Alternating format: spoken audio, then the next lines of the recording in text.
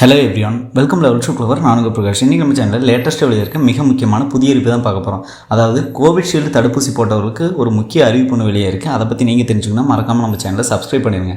Subscribe பண்ணால் மட்டும்தான் நான் போடுற ஒவ்வொரு பயனுள்ள வீடியோ உங்களுக்கு நோட்டிஃபிகேஷன் வரும். ஸோ வாங்க இன்றைக்கி வீடியோக்குள்ளே போகலாம்.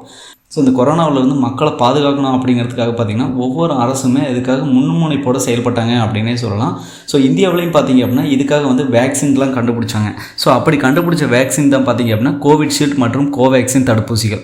ஸோ இது கொரோனா வைரஸ் பரவலை கட்டுப்படுத்துறதுக்காக இந்தியாவில் பார்த்திங்க அப்படின்னா கோவிஷீல்டு மற்றும் கோவேக்சின் தடுப்பூசிகள் பார்த்திங்கன்னா ஸோ முதல் மற்றும் இரண்டாம் கட்டமாக போட்டிருந்தாங்க. ஸோ இந்த நிலையில் இந்த கோவிஷீல்டு தடுப்பூசி பாதுகாப்பானது அப்படின்னு சொல்லிட்டு இப்போ ஒரு விளக்கம் அளிச்சிருக்காங்க. இந்த ஆஸ்ட்ராஜெனிசா, இந்த ஆஸ்ட்ராஜெனிசாங்கிறது ஃபஸ்ட்டு என்னென்னு தெரிஞ்சுக்கணும். இந்த ஆஸ்ட்ராஜெனிசியா அப்படிங்கிறது பார்த்திங்கன்னா இந்த கோவிஷீல்டு தடுப்பூசி கண்டறிந்த ஒரு கம்பெனி அப்படின்னே சொல்லலாம். ஓகேங்களா? ஸோ இவங்க பார்த்தீங்க அப்படின்னா சமீபத்தில் ஒரு விளக்கம் ஒன்று அளிச்சிருந்தாங்க. ஸோ இந்த தடுப்பூசியால் பக்க விளைவுகள் ஏற்படும் அப்படின்னு சொல்லிட்டு ஆஸ்ட்ராஜெனிசியா சமீபத்தில் ஒப்புக்கொண்டதை அடுத்து தடுப்பூசி எடுத்தவர்கள் இப்போ அச்சத்திலே உள்ளனர்.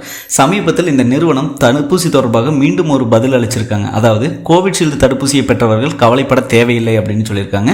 கோவிஷீல்டு பைலட் சோதனையில் நல்ல முடிவுகளை காட்டியிருப்பதாகவும் தெரிவிக்கப்பட்டது அப்படின்னு சொல்கிறாங்க.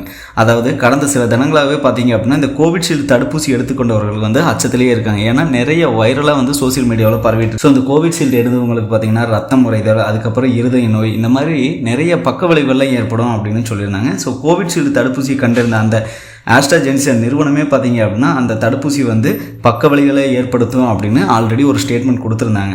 ஸோ அதுக்கப்புறம் பார்த்தீங்கன்னா இப்போ புதுசாக ஒரு ஸ்டேட்மெண்ட் கொடுத்துருக்காங்க. அதாவது இந்த கோவிஷீல்டு தடுப்பூசியை நாங்கள் பைலட் சோதனையில் ஒரு நல்ல முடிவையே அது காட்டியிருக்கு. ஸோ அதனால் இந்த கோவிஷீல்டு தடுப்பூசி எடுத்துக்கொண்டவங்களுக்கு கவலைப்பட தேவையில்லை, இதனால் எந்த ஒரு பக்க விளைவு அதாவது சைடு எஃபெக்ட் இருக்காது அப்படின்னு இப்போ அறிவிச்சிருக்காங்க.